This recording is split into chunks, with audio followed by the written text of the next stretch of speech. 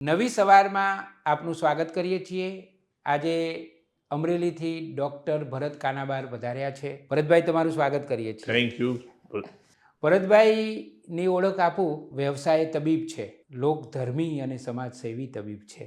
40 વર્ષથી તેઓ પ્રેક્ટિસ કરી રહ્યા છે. અને બીજી એમની ઓળખ એ છે કે સમાજના માણસ છે, સમાજ સાથે જોડાયેલા છે, સમાજની અનેક પ્રવૃત્તિઓ સતત કરતા જ રહ્યા છે. અને ત્રીજી ઓળખ પણ આપી દઉં, એ જાહેર જીવનના પણ માણસ છે. ભારતીય જનતા પક્ષમાં એમને વિશ્વાસ છે અને એમાં તેઓ કાર્યરત પણ છે. ભરતભાઈ, બહુ જ મોટી સમસ્યા મને જે આજે લાગે છે ગુજરાતની અને સૌરાષ્ટ્રની ખાસ કરીને, એ છે વ્યસનોની. હમણાં હું અને મારી જીવનસાથી અમદાવાદથી ઉજ્જૈન ટ્રેનમાં ગયા તો સૌરાષ્ટ્રના 4 યુવાનો અમારી સાથે હતા અને ચારે યુવાનો સખત મસાલો ખાતા હતા, સખત ઘડી ઘડી ખાતા હતા. પછી અમે 4 જણ સાથે મેં વાતો પણ કરી. પણ હું જ્યારે સૌરાષ્ટ્રમાં જ્યારે પણ આવું, રાજકોટ આવું કે અમરેલી, ભાવનગર, કોઈ પણ જગ્યાએ, તો આ મારું અવલોકન છે કે સૌરાષ્ટ્રમાં તો આ જેને માવો કહીએ છીએ કે જેને ગુટકા કહીએ છીએ, એના વગર જાણે કે ચાલતું જ નથી. આ કેમ થયું? એની પાછળ શું છે? કારણો શું છે? એટલે બેઝિકલી રમેશભાઈ, કહું કે મારો પોતાનો એક એવો અભિપ્રાય છે કે વ્યસનો કાં તો બહુ સુખી માણસોમાં અને કાં બહુ ગરીબ માણસોમાં. સાચી વાત છે. જે મિડલ ક્લાસ છે, જે સંઘર્ષ કર્યો છે, એમાં યુઝ્યુઅલી વ્યસનો ઓછા હોય છે. સુખી હોય છે, એની પાસે સમયનો અવકાશ છે, નાણાંનો અવકાશ છે, એટલે કોઈક ને કોઈક આદત ઊભી કરે છે. જે ગરીબ માણસ છે, જે સ્ટ્રગલ કરી રહ્યો છે, પરિશ્રમ કરી રહ્યો છે, એ ઘણીવાર પોતાના પરિશ્રમને, થાકને ભૂલવા માટે પણ આશરો લેતો હોય છે. અને ખાસ કરીને સૌરાષ્ટ્રમાં તમે જે આ પાન મસાલાનું છે, સૌથી વધારે હીરાના કારખાનામાં કામ કરતા હીરા ઘસુઓમાં છે. અને એને કારણે એ વસ્તુ રૂરલ એરિયામાં પહોંચી. કેમ કે આપણે ત્યાં સૌરાષ્ટ્રમાં શું થયું, ખેતી હતી, પણ ખેતીમાં લોકો કંઈ સર્વાઈવ થાય, એમાં જીવી શકે, મોટા કુટુંબ અને જમીનના ભાગલા થતા ગયા, આ બધું આપણે જાણીએ છીએ. પછી એક સેકન્ડ જે સપોર્ટ સિસ્ટમ ઊભી થઈ એ હીરાના વ્યવસાયની. આજે આજથી, હવે તો ઘટી ગયું છે ઘણું બધું, પણ આજથી 25-30 વર્ષ પહેલાં તો સૌરાષ્ટ્રના ગામડે ગામડે કારખાનાઓ હતા હીરાના, અને એમાં યુવાનોને રોજી મળતી હતી અને એ બધી જ્ઞાતિના યુવાનો જતા હતા. અને ત્યાં એ આખો દિવસના પરિશ્રમમાં, જેને કહેવાય ને આપણે એક ડાયવર્ઝન તરીકે, આ તમાકુવાળા પાન ખાવાનું, માવો ખાવાનું વ્યસન શરૂ થયું. તમને હું કહું કે મારા અમરેલીમાં સૌથી વધુ દુકાનો પાનની છે. કોઈ ગણે કે ટોટલ દુકાનોમાં પાન, તો સૌથી વધુ દુકાનો પાન, દર 6ઠી 7મી દુકાન તમે પાનની જ હોય. કેમ કે પાનના ધંધાવાળાને એમાંથી રોજી મળી રહે છે, કેમ કે બહુ પ્રોફિટિંગ, એમાં મોટું માર્જિન હોય છે. આમ તમાકુની વાત, અને અગાઉ આપણે ત્યાં બીડી પીવાની, જૂના જમાનામાં આપણે જાણીતા ગામડાઓમાં લોકો બીડી પીતા હતા, ખાસ બજુર્ગ વર્ગ. હવે ત્યાં સ્મોકિંગ ઓછી થઈ ગયું છે, પણ એની સ્થાન તમે કીધું એ પ્રમાણે માવાનું થયું છે, થોડું ડ્રિંક્સનું પણ વધી ગયું છે. અને ખાસ કરીને આ વસ્તુ પણ જે સૌરાષ્ટ્રથી સ્ટ્રગલ કરતા હતા ને, જે લોકો સુરત ગયા, ત્યાં સક્સેસફુલ થયા, સર્વાઈવ થયા, એ લોકો દુનિયાના બીજા દેશોમાં જવા માંડ્યા, મુંબઈ જવા માંડ્યા ધંધા માટે. ત્યાંથી એમને આ ડ્રિંક્સની વાત આવીને ધીમે ધીમે હવે આજે સૌરાષ્ટ્રના દરેક ગામડામાં આરામથી તમને જોઈએ એટલો દારૂ મળી રહે. કોઈ જગ્યાએ દારૂબંધી ગુજરાતમાં છે, પણ કોઈ એમ દારૂવાળો એમ ન કે મને દારૂ મળતો નથી. ભાવ પ્લસ માઇનસ થાય, જેવી પોલિસી સિસ્ટમ કડક હોય તો ભાવ વધી જાય, અદરવાઇઝ ઘટી જાય. એટલે આજે ડ્રિંક્સનું એટલું જ બધું વધી ગયું છે. અને સૌથી એમાં જેને કહેવાય ને કમનસીબી એ છે કે આપણે ત્યાં અગાઉ કોઈ માણસ ડ્રિંક કરતો તો એક સોશિયલ એનું એક્સેપ્ટન્સ ઘટતું, લોકોમાં એક જાતનો એના માટે એક અલગ ભાવ ઊભો થતો કે આ પીવાવાળો છે. હવે આજે એ વાત નથી, લોકો પણ સ્વીકારતા થઈ ગયા છે. આજે હું તમને કહું કે મોટાભાગના મેરેજોમાં અમારે ત્યાં બી થતા, એક સાઈડ એવી જ હોય કે પીવાવાળા માટે બધી વ્યવસ્થાઓ થઈ હોય, અને આવાવાળા બી પૂછે કે અમારી શું વ્યવસ્થા છે, અને એ હોસ્ટે કરી હોય. તમને કહું, 10માંથી 5 લગ્નોમાં આ વ્યવસ્થા ઊભી થવા માંડી. ગામડામાં સુરતવાળા આવે તો બધા એ લોકો દિવાળીમાં કુટુંબને ને પોતાના વતનમાં આવે ખરા, પણ એની પાર્ટીઓ બધી વાડીઓમાં થાય, અને એમાં આ બધું થાય. એમાં નોનવેજનું બી ચલણ વધ્યું છે કમનસીબે. એટલે જે ગુજરાતીઓ આપણે ડ્રિંક્સ અને આનાથી અલગ રહેતા એ નથી. પણ આમ છતાં દારૂબંધી વિશે કહું તો દારૂબંધી હજી સૌરાષ્ટ્રમાં, ગુજરાતમાં તો આશીર્વાદ રૂપ જ છે. ગઈકાલે જ હું મારા બ્રધરને, એની ડોટર, એના વાઈફ અને એની પુત્રવધુ ત્રણેય એકલા રાત્રે ગાડી લઈને 9થી 12માં પિક્ચર જોવા ગયા. મારા બ્રધરને જવું નહોતું, હું ત્યાં પહોંચ્યો તો કે પિક્ચર જોવા ગયા, હમણાં આવશે. મેં કીધું ભારતના કોઈ રાજ્યમાં પોસિબલ નથી કે 3 લેડીઝ એકલી કાર ડ્રાઈવ કરીને પિક્ચર જોવા જાય 6-7 કિલોમીટર દૂર અને રાતે 12:30 આવે એકલા, બહુ સલામતી, કોઈ પણ જાતના ભય વગર, આ બધું ગુજરાતમાં શક્ય છે. It is only due to દારૂબંધી. એ અત્યારે આપણે 2024માં વાત કરી રહ્યા છીએ ત્યારે આ વાત આપણને બહુ સારી લાગી રહી છે, પણ જે ઝડપથી ગુજરાત બદલાઈ રહ્યું છે તો આવા દ્રશ્યો 10-15 વર્ષ પછી પણ જો ખરેખર વાસ્તવિકતામાં અમલમાં મુકાતા હશે તો મને તો જ નવાઈ લાગશે. ના યુ આર રાઈટ. કેમ કે આપણે ત્યાં હવે જોઈએ છે ને, અમદાવાદમાં દર 10-12 દિવસે એકાદ અકસ્માત એવો છે કે દારૂ પીવાવાળો કોઈ માણસ યુવાન હોય એ ઝડપથી ગાડી ચલાવે ને 1-2 નિર્દોષ લોકોનો જીવ લઈ લે એ પ્રકારે કાર ડ્રાઈવ કરે છે. આપણે એસજી હાઈવે ને આપણા બધા રસ્તાઓ ઉપર ઘણા બધા લોકો રાત્રે પીને નીકળે. એટલે આ ડ્રિંક્સનું ચલણ વધ્યું છે, પીવાવાળા લોકો વધ્યા છે, થોડીક મૂળ તો વ્યસનની વાત છે. એટલે રવિન્દ્રનાથ ટાગોરની એક કવિતામાં એક પક્ષીની વાત આવે છે. અચ્છા. એ પક્ષી કહે છે કે હું તો કોઈ પણ ઋતુમાં ગાઈશ જ.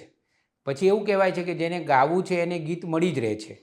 જેને ગાવું છે એને ગીત મળી જ રહે છે. ગુજરાતમાં આપણે દારૂના સંદર્ભમાં એવું કહી શકીએ કે જેને પીવો છે એને મળી જ રહે છે. પીવો જ મળી જાય. એટલે તમને કહું, એક કડવી વાસ્તવિકતા છે કે અમદાવાદ, રાજકોટ કે એવા મોટા શહેરો નહીં, તમે કોઈ ઇન્ટિરિયર ગામડામાં જાઓ ત્યાં પછી તમને દારૂ મળી જાય. કેમ કે જે લોકોને પીવો છે તમે કીધું એ તો શોધી કાઢે છે અને એના સપ્લાયરો બધું બહુ વ્યવસ્થિત તંત્ર નેટવર્ક ચાલે છે. હમણાં બોપલમાં જ એવું થયું કે સમાચાર આવ્યા કે બોપલના કોઈક વિસ્તારમાં અડ્ડો ચાલતો હતો અને પછી લોકો ખૂબ કંટાળ્યા. એમણે ખૂબ ફરિયાદો કરી, બહુ જ ફરિયાદો કરી, પણ કંઈ પરિણામ નહીં આવ્યું. તો જનતા રેડ પડી, બધા આજુબાજુના ફ્લેટોવાળા ભેગા થઈ ગયા અને જનતાએ રેડ પાડીને અડ્ડો બંધ કરાવ્યો. એટલે એ વસ્તુ જ બતાવે છે કે દારૂનો અડ્ડો તો બોપલ જેવા વિસ્તારમાં પણ, એટલે દાખલા તરીકે જે અમદાવાદના પૂર્વ વિસ્તારો છે કે અસારવા છે કે બધા જૂના વિસ્તારો છે કે જ્યાં શ્રમિક વિસ્તારો છે, વટવા, અમરાઈવાડી, સરખેજ, એ બધા વિસ્તારોમાં તો કદાચ એમ બને કે ભાઈ ગરીબો થાક ભૂલાવવા માટે પીતા હશે, પણ બોપલ જેવા વિસ્તારમાં પણ આવો દારૂનો અડ્ડો ધમધમતો હોય અને જનતાએ રેડ પાડીને એને બંધ કરાવવો પડે, એ વસ્તુ બતાવે છે કે હજી આ વસ્તુ તો આપણા ત્યાં ચાલી જ રહી છે. પણ મારે આપણે પાછા સૌરાષ્ટ્ર તરફ જઈએ. ભરતભાઈ, આ સૌરાષ્ટ્ર એટલે ભક્તિનો પ્રદેશ. સૌરાષ્ટ્ર એટલે તો આતિથ્ય ભાવના પણ સૌરાષ્ટ્રની બહુ જ ઊંચી. તો મને એ સમજાતું નથી કે સૌરાષ્ટ્રના લોકો, ખાસ કરીને યુવાનો અને પુરુષો, કેમ આટલી મોટી માત્રામાં વ્યસન તરફ વળી જાય છે. એનું કારણ માત્ર આર્થિક છે કે બીજું કોઈ હશે? ના, બીજું કારણ તો નથી લાગતું. કેમ કે આર્થિક રીતે આમ જુઓ તો બધા મોંઘવારી પણ ઓવરઓલ 30-40 વર્ષ પહેલાંનું જે લિવિંગ સ્ટાન્ડર્ડ હતું સમાજનું એ અપ થયું છે. તમને કદાચ યાદ છે, અમે તો બધા, મને યાદ છે અમે ભણતા ત્યારે અમારી સાથે કેટલાક કો સ્ટુડન્ટ હતા જેના કપડામાં થીગડા માર્યા હોય. આજે તો એ શક્ય જ નથી. આજે તો એવરીવન બધા સ્કૂલોની ફી પણ પહોંચે. ઓવરઓલ સ્ટાન્ડર્ડ અપ થયું છે. 2 વ્હીલર 4 વ્હીલરની સંખ્યા એટલી બધી. આજે હું તમને કહું કે અમારા અમરેલી જેવા નાના 50 જિલ્લામાં પણ લગભગ ભાગ્યે જ કોઈ ઘર હશે કે એની પાસે 2 વ્હીલર મિનિમમ નહીં હોય. તો ઓવરઓલ સમૃદ્ધિ વધી છે. લોકો પાસે સમયનો પણ અવકાશ વધ્યો છે. એ રોજ 12-14 કલાક મજૂરી કરવી પડે એવો વર્ક પણ છે, પણ એની સિવાય એવો બી વર્ક છે કે 6-7 કલાક ઓફિસ વર્ક કરે કે બિઝનેસમાં જઈને પૂરતું કમાઈ લે. સમયનો અવકાશ, નાણાંની પણ થોડીક સગવડતા, એટલે માણસ એને કહેવાય ડાયવર્ઝન તો કરે. અને થોડું ઘણું આપણે ત્યાં ગુજરાતીઓ માટે આપણે કડવું સત્ય પણ છે કે we R totally money minded and business minded. આપણે ત્યાં સંસ્કાર, સાહિત્ય અને એવી બધી વાતો બહુ ઓછી છે. એટલે મારે તમને એ પણ પૂછવું હતું કે સ્વામિનારાયણ ભગવાન જે સહજાનંદ સ્વામી હતા અને એમનું ઓરિજિનલ નામ તો ઘનશ્યામ મહારાજ હતું, બરાબર? પણ એમણે જે વ્યસન મુક્તિનું કામ કર્યું એની નોંધ બધાએ લીધી છે કે પ્રચંડ કામ કર્યું હતું. ભરતભાઈ, મને એવું લાગે કે છેલ્લા થોડા વર્ષોથી હું જોઈ રહ્યો છું કે સ્વામિનારાયણ સંપ્રદાયનો પ્રભાવ અને વ્યાપ અને પ્રભાવ બંને સખત વધી રહ્યા છે. BAPS એકલું નહીં, બધા જ ગુરુકુલ હોય કે આ હોય કે તે હોય, અને ઘણો બધો એનો વ્યાપ વધી રહ્યો છે. એટલે મને એ સમજાતું નથી ભરતભાઈ કે આવું કેમ બની રહ્યું છે કે એક બાજુ સ્વામિનારાયણ સંપ્રદાયનો વ્યાપ અને પ્રભાવ વધી રહ્યો છે અને બીજી બાજુ એ જ સમયકાળમાં ગુજરાતમાં વ્યસનો પણ મોટી માત્રામાં વધી રહ્યા છે. આપણે ત્યાં એક જુદી વસ્તુ છે. આપણે ત્યાં રિલિજિયસ ઓર્ગેનાઇઝેશનમાં કામ કરવું, મંદિરે જવું, કોઈ આવી સંસ્થામાં જવું અને એના ફંક્શનોમાં હાજરી આપવી, એટલે જેને કહેવાય ને એક સેન્સ ઓફ સ્યુડો સિક્યોરિટી લોકોના મગજમાં આવી જાય કે હું આ બધું ધર્મ તો કરું છું, પછી બાકી બધું ચાલે, મારા ધંધામાં બેઈમાની નીચે લાવવું, અપ્રમાણિક મારી લાય, અને તમે કીધું એમાં વ્યસનમાં પડ્યો રહું. અને કે વ્યસનનો ઇસ્યુ અલ્ટિમેટલી ખાલી એના નૈતિક જીવન સાથે નહીં, એના હેલ્થ સાથે બી સંકળાયેલું છે. મોટાભાગના વ્યસનો તમાકુથી તમને કહું આખા વર્લ્ડ લેવલે as a doctor I can say કે સૌરાષ્ટ્રમાં ઓરલ કેન્સરનો highest incidence in the world, આખા વિશ્વમાં સૌથી વધુ. અને તમને કહું રાજકોટ કેન્સર હોસ્પિટલ અને આપણી અમદાવાદની MP Shah cancer hospital, you can consider an authority. દુનિયામાં ઓરલ કેન્સરની આનાથી સારી સારવાર ક્યાંય નહીં થતી હોય. એ આપણી એસસીજી પ્રાઇવેટ સેક્ટરમાં સૌથી સારામાં સારી મેક્ઝિમમ એડવાન્સીસ બધા આપણે ડૉક્ટરો વાપરે છે, જે નવા એડવાન્સીસ છે. એટલે we can be consider an authority. શું કામ કે આટલા બધા પેશન્ટનો ફ્લો છે, એટલે doctor have got enough experience. એટલે આપણે ત્યાં એ બધું ખૂબ છે. પણ તમે ફરીવાર એ મૂળ વાત પર આવે કે રિલિજિયસ ઓર્ગેનાઇઝેશનો શું છે, એ પણ સમાવર અધર થોડું ઉપર છેલ્લું એમનું બી છે. આવી રિલિજિયસ ઓર્ગેનાઇઝેશન સમાજલક્ષી વાત કરે અથવા સોશિયલ એંગલથી વાત કરે એવો એક પ્રવાહ આપણે સ્વાધ્યાય પરિવારમાં જોયો તો પાંડુરંગ શાસ્ત્રીના વખતમાં, કે દેવ ટ્રાઇડ કે જે લોકો વ્યસનોમાં પડ્યા રહે છે, જે લોકોમાં પૂરી સમજ કે સંસ્કાર કે વાંચન નથી, એવા પછાત વર્ગોને બહાર લાવવા, એમને સમજ કેળવવી, એમને આધ્યાત્મ ખરેખર એટલે નૈતિકતા શું છે સમજાવવું. કેમ કે એના બધા સ્વાધ્યાયના લોકો માછીમારો સુધી ગયા, ખેડૂતો સુધી ગયા, સમૂહ કૃષિના આવા બધા એમણે નવા કન્સેપ્ટ ઊભા કર્યા.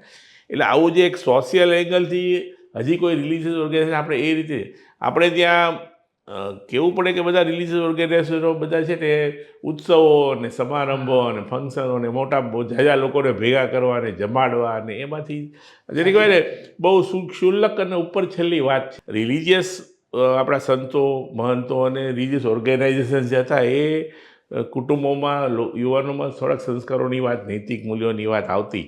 એ બધી વાત હવે તો આજે હું BAPSમાં 2 વાર જઈ આવું એટલે હું માનું કે હું બાકી બધું મારું ધર્મનું પાલન કરું, પછી બાકી બધું મારા વ્યક્તિગત જીવનમાં, મારા બિઝનેસમાં હું ગમે તે કરું એ બધું મારા મનથી હું ચલાવી લઉં છું.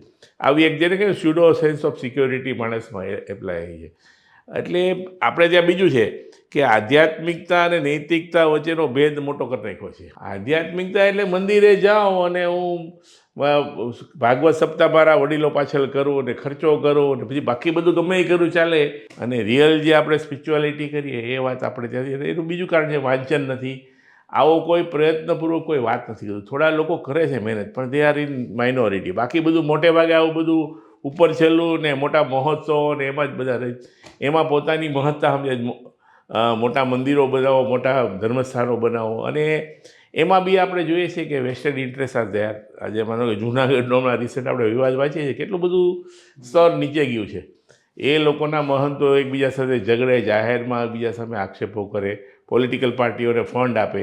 અગાઉ સ્વામિનારાયણના બધા જુદા જુદા તફા પડ્યા, તેમાં તો કેટલાક એના ગુરુઓ રિવોલ્વર રાખીને ફરતા હતા. એટલે આપણે લાગે આમાં આધ્યાત્મ ને ક્યાં ધર્મની વાત જ છે, બધું કશું બધું ઉપર છેલ્લું. એટલે ભરતભાઈ, હું એમ પણ કહું કે સંપ્રદાયો પોતે જ અનેક મર્યાદાઓથી પીડાતા હોય ત્યારે એ લોકો સમાજનું શું ભલું કરે છે? એ માર્ગદર્શન ના આપી શકે, કારણ કે એમના પોતાના જ પ્રશ્નો હોય અને તમે બીજાને ક્યારે સુધારી શકો જ્યારે તમે પોતે શુદ્ધ હોવ. એક્ઝેક્ટલી. એટલે આ એક મુદ્દો તો છે જ. વિનોદ ભટ્ટ એવું કહેતા, હાસ્ય લેખક, કે ગરીબીને અને હાસ્યને સીધો સંબંધ. મને અત્યાર સુધી એવું લાગતું હતું કે ગરીબીને અને વ્યસનને પણ સંબંધ છે. તમે શરૂઆતમાં જ વાત કરી કે જે અમીર વર્ગ છે, જેની પાસે ખૂબ પૈસા છે, એ લોકો પણ વ્યસન તરફ જતા રહે છે. પછી જે ગરીબો છે એ થાક ભૂલાવા કે બીજું બધું ભૂલાડવા માટે વ્યસનો તરફ જતા હોય છે.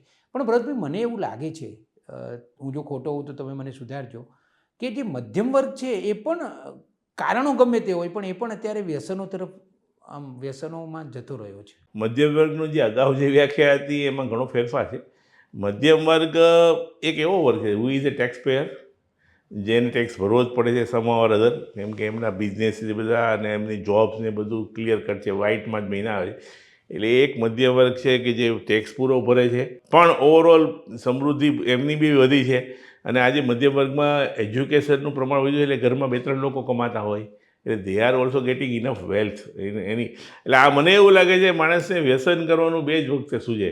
કાંઈ નવરો પડે, એની પાસે પૂરેપૂરી સમયની અનુકૂળતા હોય, પૈસા વાપરવાની અનુકૂળતા હોય, ત્યારે થાય કે ચાલો હું મોજ કરું કંઈક એવું. અને કાં એ માણસ પોતાનું દુઃખ પીડા વેદના પરિશ્રમ થાક ભૂલાવવા માટે કરે. અને તમે કીધું અંદરથી જે માણસ જાગેલો નથી એને સ્વાભાવિક રીતે આવો બહારથી એક સપોર્ટ સિસ્ટમ જ છે આખી વ્યસન બી. તમે સ્વામી વિવેકાનંદ સાંભળ્યું છે, બહુ જાણીતું વ્યસન વિશેનું છે. કોઈ એને આવીને પૂછ્યું કે તમે આ સમાધિની વાત કરો છો, એ તો મને અમે તો 2 પેગ મારીએ એટલે સમાધિમાં જ વ્યા જાય છે, આટલી બધી શું કામ મહેનત કરવાની, એટલું બધું એના વિશે વિચારવાનું. એટલે બીજી વિવેકાનંદજીએ જે ઉત્તર આપ્યો એ બહુ સરસ કે when you get out of when you come out from that samadhi, તો જે તમે કહો છો, you will feel like a slave.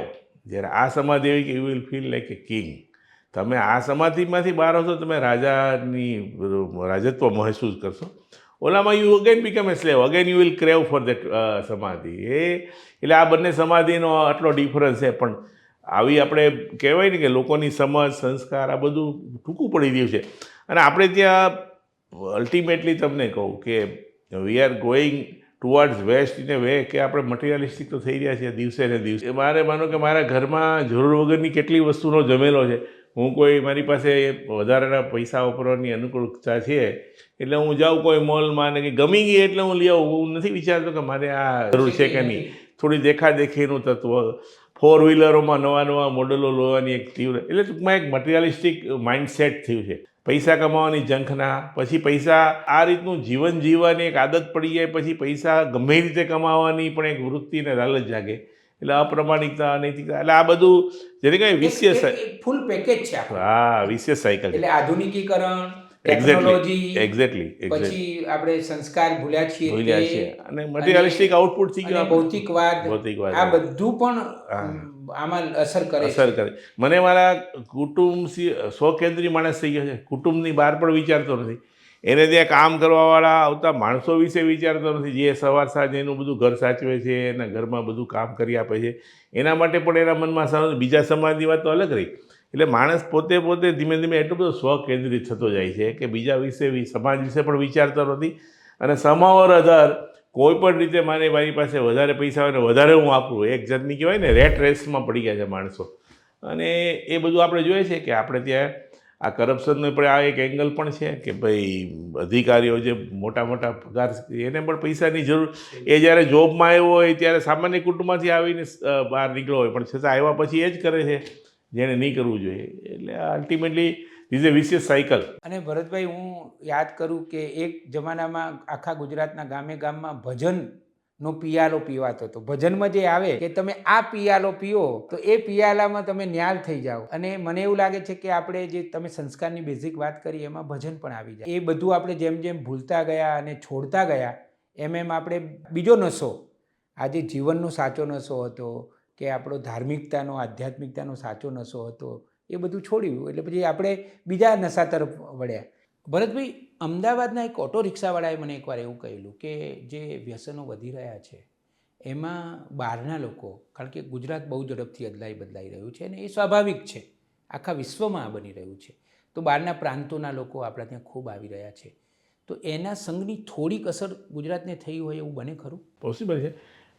સૌરાષ્ટ્રની હું વાત કરું, સૌરાષ્ટ્રનું મને પાક્કી ખબર છે.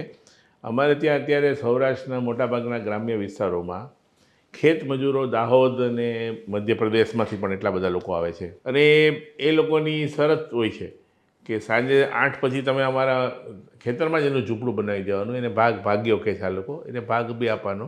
8 પછી અમારે ત્યાં તમારે નહીં આવો ને માલિકને કહી દે. શું કામ? કે એ લોકો દારૂ પીવે, દેશી દારૂ પ્લસ નોનવેજ ખાતા હોય. અને જો કોઈ ખેડૂત એમ કે ભાઈ મારે ત્યાં તારે નોકરી કરવી હોય તો અહીંયા દારૂ નહીં પીવાનું, તો એ નીકળી જાય તો ખરો, પણ એને બીજો કોઈ ભાગ્ય ન મળે. કેમ કે ભાગ્યમાં મેસેજ ચાલ્યો જાય કે આ ખેડૂત એવા છે કે એના ભાગ્યને દારૂ નથી પીવા દેતા, તો એ લોકોને સાંજે પીવું જ છે. એટલે એ પણ યુ આર રાઇટ ઓલ્સો કે એ લોકો બી આવી બધી વસ્તુઓ લે. કેમ કે બીજા પ્રદેશોમાં દારૂ બંધી નથી, એટલે ત્યાં આ વાત બહુ નેચરલ છે દારૂ પીવાનું. નોનવેજની વાત તો આપણે સૌ જાણીએ છીએ કે આજે દુનિયામાં 80% લોકો નોનવેજ છે. આપણે ભારતમાં આપણે જેને હિન્દુઓ તરીકે એ પણ નોનવેજ, બંગાળમાં ને ઘણી બધી જગ્યાએ. હું અમદાવાદમાં આવ્યો ને ભરતભાઈ, ત્યારે આમલેટની લારીઓ બહુ જ ઓછી હું જોતો, અને એ પણ અંધારામાં. આમ એકદમ એવી જગ્યાએ આમલેટની લારી હોય કે લોકોને દેખાય ઓછી, ખાનારને જ ખબર હોય કે અહીંયા આમલેટ મળે છે. હવે આ મારી ઓફિસ જ્યાં વિજય 4 રસ્તા છે અમદાવાદમાં, તમે ચારે બાજુ નજર કરો તો કેટલીય રેસ્ટોરન્ટો છે કે તમને નોનવેજ મળે જ છે. હવે આપણે થોડી ઉકેલની વાત કરીએ. આપણે તમે કહ્યું એમ ઘણા બધા પરિબળો છે કે ગુજરાતમાં વ્યસન ખરેખર ચિંતા કરવી પડે અને ઉકેલ લાવવો પડે એ હદે ગુજરાતમાં વ્યસન છે, એમાં કોઈ શંકા નથી. કેન્સરના સૌથી વધારે દર્દીઓ ગુજરાતમાં છે એનું કારણ પણ આ વ્યસનો જ છે. ભરતભાઈ, હવે આપણે થોડી ઉકેલની વાત કરીએ. તમારી દૃષ્ટિએ ઉકેલ શું? આ વ્યસનોમાંથી ગુજરાતને જો બહાર આવવું હોય તો તમે તો પાછા ડૉક્ટર પણ છો, સમાજના માણસ પણ છો, તો તમારી પાસે તો ઉકેલ હોઈ શકે છે. એટલે અલ્ટિમેટલી તો લોકોને આપણે જ્યાં કોઈ સારી વસ્તુ શીખવવી હોય તો તમે એને સમજાવો, અને બાકી ભયથી જ થઈ શકે. કેમ કે હું તમને કહું કે આજે સિગરેટના પાકીટ પર પણ આપણે જોઈએ છીએ કેવું બધું લખેલું હોય અને કેન્સરવાળાનો ફોટો હોય છે. ઇવન એકલી સિગરેટ ઉપર નહીં, પેલા જે બધા ગુટકાના પાકીટ પર હોય છે. એ ફોટો જોઈને પણ માણસ વિચલિત થઈ જાય. હું તમને સમજાવું કે અમારે ત્યાં પેશન્ટ કેટલા એવા આવે કે એના કુટુંબમાં એક જણને કેન્સર હોય, એટલે આવે એટલે પછી તો એની જે સર્જરી મ્યુટિલેટિંગ છે બધી. કેન્સર, ઓરલ કેન્સરની સર્જરીમાં માણસ મ્યુટિલેટિંગ છે, બહુ ચહેરો બગડી જાય. હજુ કે હવે થોડીક પ્લાસ્ટિક સર્જરી ઘણી બધી ઇમ્પ્રૂવ થઈ છે, ઘણીવાર ઓલમોસ્ટ સેમ ખબર બી ન પડે એવી બી અહીંયા આપણે ત્યાં બધી સર્જરીઓ થાય છે, સારી થાય છે. There are good plastic surgeon also. Reconstructing જે કરે રિકન્સ્ટ્રક્શન એનો જ ગ્રાફ લઈને. પણ ઓરલ કેન્સરમાં સર્વાઇવલ બહુ ઓછું છે. અમારે ત્યાં કેન્સરમાં એક જેને કહેવાય ને ટાઈમ લાઈન છે કે 5 year સર્વાઇવલ રેટ, એના ઉપર બધું ઇવેલ્યુએટ થાય. કેન્સરની ટ્રીટમેન્ટ, એના કમ્પેરેટિવ ડેટા એના ઉપર 5 year સર્વાઇવલ રેટ કેટલો કે તમને કેન્સરનું નિદાન થયું પછી 5 વર્ષ કેટલા લોકો જીવે છે. તો હું તમને કહું કે ઓરલ કેન્સરમાં this must not be more than 5 years. એકવાર કેન્સરનું 50% લોકો વિધિન 5 years ચાલે જાય છે. Within 5 years. એટલું બધું ડેડલી છે, એટલું બધું ફાસ્ટ ગ્રોઈંગ છે. There are some cancer which are slow growing. કે ઇન્ટેસ્ટાઇનનું કેન્સર થાય ઓલ્ડ એજમાં, પ્રોસ્ટેટનું, તો વન કેન્સર હોય ઇઝીલી 10-15 years, 15-20 વર્ષ સુધી કંઈ થતું નથી હોતું. Similarly the story with the breast cancer, advance ન હોય તો એના ઘરમાં કુટુંબમાં કેન્સર થાય, એને સર્જરીમાંથી પસાર થવો પડે, કીમોથેરાપીમાં બહુ ડિફિકલ્ટમાંથી પસાર થાય, એ માણસ 2-4 વર્ષમાં ગુજરી જાય. Even then we have found કે એના ભાઈઓ કે એના કુટુંબના ભત્રીજાઓ પાછા માવો તો ખાતા જ હોય આપણે. એટલે શરૂઆતમાં શું થાય, શરૂઆતમાં શોક આવે એટલે બંધ કરી દે, સાહેબ મેં છોડી દીધું, મેં છોડી દીધું, અમે છોડી દીધું, વાતો કરે, વળી પાછા એ ટ્રેક ઉપર આવી જાય. એટલે these are all substance are very addictive. હું એમ કહું કે હું ને તમે માનીએ છીએ કે આ કંઈ જરૂરી જીવન જરૂરિયાતની વસ્તુ નહીં લેવી જોઈએ, પણ માનો કે આપણને કોઈ આગ્રહપૂર્વક 20-25 દિવસ ખવડાવે ને તો it is very difficult to get out from that. ના, મેં ઘણા લોકોને એવાને પણ હું મળ્યો છું. દાખલા તરીકે આ 4 યુવાનો મને ટ્રેનમાં મળ્યા હતા, એમાંથી એક યુવાને કહ્યું કે મેં છોડવાનો બહુ જ પ્રયત્ન કર્યો છે પણ નથી છૂટતું. સ્ટ્રોંગ વિલ હોય તો જ છૂટે. દાખલા તરીકે આજે કોઈ સમજુ માણસે અન્ડરસ્ટેન્ડિંગ જેની પાસે છે એના દરેકના જીવનમાં પ્લસ માઇનસ આવવાના છે, કૌટુંબિક ઇસ્યુઝ બી ઊભા થવાના છે, કુટુંબમાંથી કોઈની વિદાય પણ થવાની. તો પછી એનો અર્થ એ પણ થયો કે ભલે આપણે વિકસિત કહેવાઈએ છીએ, આપણે આગળ પડતા છીએ, એમાં કોઈ શંકા પણ નથી, પણ તો પણ સ્ટ્રેસનું પ્રમાણ ક્યાંક છે. ડેફિનેટલી એને કારણે વ્યસનો વ્યસન. અને પછી શું થાય, એકવાર મેં શોખ ખાતર કે ટેસ્ટ કરવા ખાતર લીધું, then it becomes a dependence for me. પછી એના પર એ પણ એક એવો વર્ગ પણ છે હા, જેને સ્ટ્રેસ નથી પણ એક ટેવ પડી ગઈ છે, અને પછી મારો આધાર બની જાય એના ઉપર. પછી મારે લેવું જ પડે ડ્રિંક્સ કે અથવા તો મારે તમાકુ લેવું પડે. એને મને ખબર છે એના સાઈડ ઇફેક્ટ કેટલી છે, એની કેટલી મને એડવર્સ ઇફેક્ટ મારા બોડી પર. In spite of that people are taking it. બીજું એવું લાગે છે કે અલ્ટિમેટલી નાનપણથી બાળક તો એ શીખે છે કે જેના મા બાપ કરતા. હવે આજે એક જનરેશન એવી આપણે જોઈ રહ્યા છીએ કે જે આ ટેકિંગ ઇટ. હવે એનું જે નાનું બાળક છે એ બી એના પપ્પાને આમ હાથમાં પેલો માવો ચોળતા જોશે. કેમ કે અલ્ટિમેટલી બાળકોને આપણે કંઈ શીખવવું પડતું નથી. Ultimately we are the role model as a father અથવા પેરેન્ટ્સ. તો આપણે નથી લેતા તો એ નહીં લે. એટલે જે વ્યક્તિ એવું ઈચ્છતી હોય કે મારા બાળકો આ રવાડે ન ચડે, આ ન કરે, પહેલાં તો એને પોતે બંધ કરવું પડે, અને એના દીકરા તો જ એના બાળકોને એ પ્રેરણા મળશે કે નહીં લેવું જોઈએ એમ. આજે હું એમ કહું કે મારા બાળકને મારે શીખવાડવું નહીં પડે કોઈ દિવસ કે ડ્રિંક્સ ન લેવાય. એ ભલે ગમે એ કંપનીમાં રખડતું, આઈ એમ ડેડ શ્યોર કે નહીં લે. કેમ કે એણે મને જોયો છે કે હું એવા બધા મિત્રો છે કે જે બધા ડ્રિંક્સ છે, મારા ઘણા બધા મિત્રો એમની વચ્ચે હોઉં તો પણ આઈ એમ નોટ ટેકિંગ ઇટ. તો એણે મને જોયો છે, મને ખબર છે, એટલે ઈ વિલ નોટ ટેક ઇટ. હું જ લઉં તો આઈ કેન નોટ સ્ટોપ હિમ. એટલે પહેલું હતું કોઈ વ્યક્તિ એમ ઈચ્છતું હોય કે મારા બાળકો કુસંગ આવા વ્યસનને રવાડે છે તો પહેલાં તો એને પોતે જ આને એમાંથી બહાર નીકળવું. તો નવી જનરેશનને તો જ આપણે એમાંથી બહાર કાઢી શકું. હવે હજી તો આ બે જેને કહેવાય ને એડિક્શનના સોફ્ટ ઓલા એંગલ છે. હજી drugs is A very dangerous thing, અને ડ્રગ ડિપેન્ડન્સ તો તમને એટલું કહું કે માણસ અલ્ટિમેટલી ન મળે તો એના પૈસા શોધવા માટે ક્રાઇમ પણ કરે છે. It is very easy for them. એટલે જે પશ્ચિમના દેશોમાં આપણે વાંચતા હતા એ બધી વસ્તુઓ હવે આપણે ગુજરાતમાં જોવા મળી રહી છે, આપણી આજુબાજુમાં જ જોવા મળે છે. હમણાં મને એક મારા મિત્રે પંજાબની વાત કરી. પંજાબમાં બહુ ડ્રગ્સ અત્યારે છે. ત્યાં એ લોકો પંજાબ હતા તો એને હોટલવાળાએ કીધું ભાઈ તમે 8-9 વાગ્યા પછી બહાર નહીં નીકળતા. નીકળો વાંધો નહીં, પણ કોઈક ડ્રગવાળા દારૂવાળા ભટકાઈ જશે અને કોઈક માથા ભારે બી હશે અને ક્રિમિનલ બી હશે. ઇટ ઇઝ સેફટી એ છે કે 8-9 વાગ્યા પછી તમારે બહાર નહીં નીકળવું.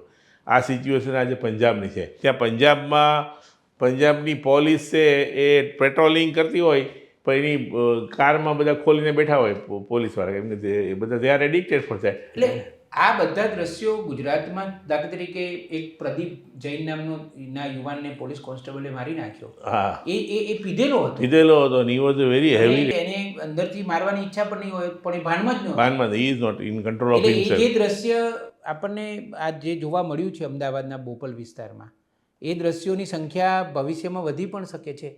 પણ એનો અર્થ એ થયો ભરતભાઈ કે ગુજરાતે આ બાબતમાં કદાચ જેમ બને તેમ ઝડપથી જાગીને કંઈક કામ તો કરવું જોઈએ. દારૂબંધી ભાંગી તૂટેલી છે ને તો પણ કેટલા ફાયદા છે.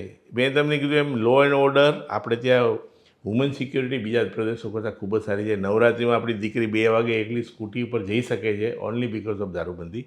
થર્ડ તમને હું કહું, દાખલા તરીકે દારૂબંધી ન હોત, હું મારી વિશે ઘણી વિચારું તો મારી કોલેજ કેન્ટીનમાં અમારે ત્યાં ચા મળતી અને ગાંઠિયા મળતા અને નાસ્તો મળતો. અધરવાઇઝ એની જગ્યાએ ત્યાં બિયરે મળતું હોત અને ડ્રિંક્સ બી મળતું હોત. કદાચ તમે પીતા પણ યંગ જ્યારે મારી તમે એ વખતે સ્વાભાવિક છે કે તમારા મિત્રો હોય એની મેચ્યોરિટી બી આપણી પૂરી નથી હોતી કે કઈ શું સારું છે. હું એક્સપોઝ થયો તો આઈ મે બી સ્ટાર્ટેડ ડ્રિંકિંગ. એટલે આપણે ત્યાં હજી દારૂબંધી છે ને કોલેજોમાં નથી મળતું, યુનિવર્સિટીમાં ખુલ્લેઆમ નથી મળતું. એને કારણે જેને સો મેની યુઝ કે ત્યાં ખરેખર તો દારૂબંધી ઢીલી છે, એને મજબૂત કરવાની હોય. હા, અને તૂટી ફૂટી છે એટલે તોડી નાખીને રદ કરવાની વાત ખોટી છે. દારૂબંધી તો અત્યંત જરૂરી જેવી છે એવી ઢીલી છે તો એને મજબૂત કરો અને જેનું કામ છે દારૂબંધીને મજબૂત રાખવાનું એ બરાબર નિભાવે. ન નિભાવે એ લોકોને પૂરેપૂરી સજા મળે, દંડ થાય, એવું બધું ગોઠવાય તો જ થઈ શકે. બાકી હા, એક એંગલ એવો પણ છે, આ તો સાઈડ ટોક છે આપણી, કે દારૂબંધીમાં જે લોકો સુખી છે, જેમને પીવો છે, જેમની પાસે સગવડતા છે, એમને તમે પરમિટ આપો ઘરે બેઠા બેઠા પીવે. અને જે લોકો પીને ડ્રાઈવ કરે કે બહાર નીકળે એને સખતમાં સખત સજા કરો. હા, જેથી કરીને આ જે આમાં શું થયું છે, મારે પીવું છે એટલે હું ગમે રીતે શોધવાનો, એટલે એમાં એક ઇલીગલ વેચવાવાળા જેને આપણે બુટલેગર કહીએ છીએ એ વધવાને, એની સાથે પોલીસનું એસોસિએશન થવાનું. એટલે ધીસ ઇઝ નોટ સ્ટોપિંગ. પણ ઇફ આઈ એમ હું મારી પાસે પૂરી સગવડ એની રિટર્ન ભરું છું, મારી અમુક આવક છે, પરમિટની કિંમત પણ ઊંચી ચૂકવવા તૈયાર છું, તો હું મારે ઘરે બેસીને પી શકું. વ્યવસ્થા એ રીતે વિચારી શકાય. This is a kind of a diversion કે આપણે એ રીતે ઊભું કરી શકીએ તંત્ર કે એ લોકો પીવે પણ બહાર નીકળે ને ડ્રાઈવ કરે એને સખત સજા. આજે તમે વિચારો કે આપણે ત્યાં સજાના ધોરણો પણ બહુ નીચા છે. આજે હું સવારે જ ગુજરાત સમાજનું ફ્રન્ટ લાઈન હતી કે ચાઇનામાં બેંક મેનેજર જેણે કંઈક ફ્રોડ કર્યો એને ફાંસીની સજા થઈ બીકોઝ ઓફ કરપ્શન ઓનલી. હવે આપણે ત્યાં કરપ્શનની શું કામ બીક નથી લાગતી? બહુ બધું સસ્પેન્ડ કરે ને એ 10 વર્ષ પછી મોટાભાગનામાંથી 80% છૂટી જાય.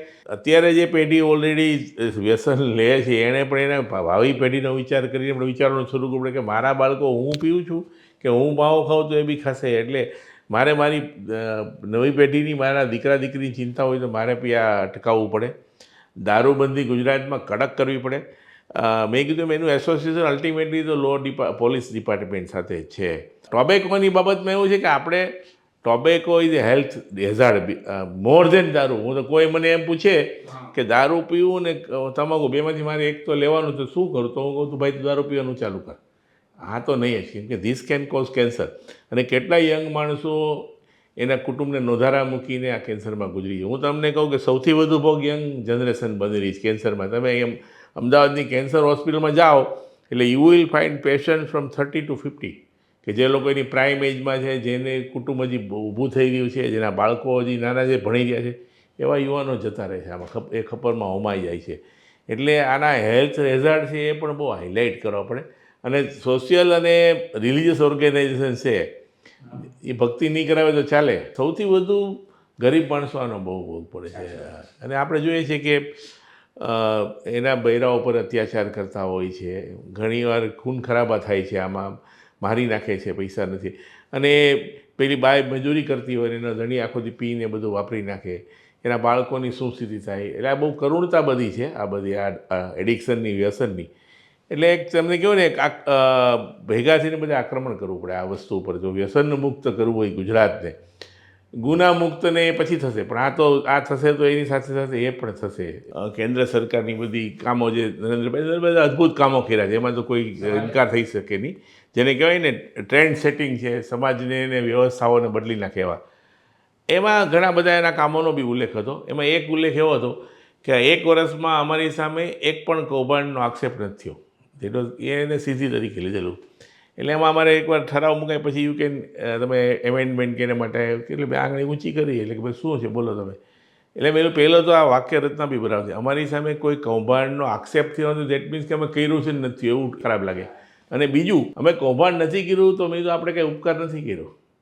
આપણે સત્તા પર એટલા એવા છીએ કે એ લોકોએ આવું બધું કર્યું હતું ને આપણે નથી કરવાનું. કૌભાંડો અતિરેક થઈ ગયો એટલે પછી એવું લાગે કે ન કર્યું એ પણ એક સિદ્ધિ છે એમ. ન કર્યું પણ સિદ્ધિ, પણ એના માટે વન કેનોટ ટેક પ્રાઇડ, કે હું ગૌરવ ન લઈ શકું.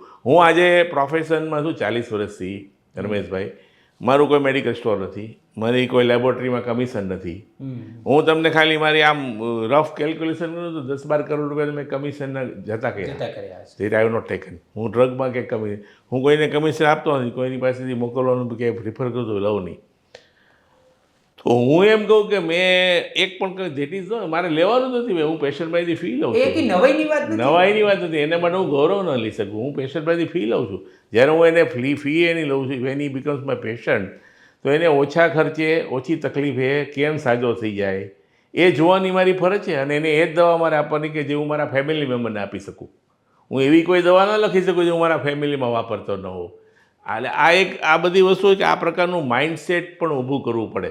અને સમાજે એની સામે છે, કારણ કે જ્યાં સુધી એવો સ્ટ્રોંગ માઇન્ડસેટ ઊભું નહીં થાય ત્યાં સુધી. અને મારે એ પણ ભરતભાઈ કહેવું છે કે આ સમસ્યાને ગુજરાતે અત્યંત ગંભીરતાથી લેવાની જરૂર છે.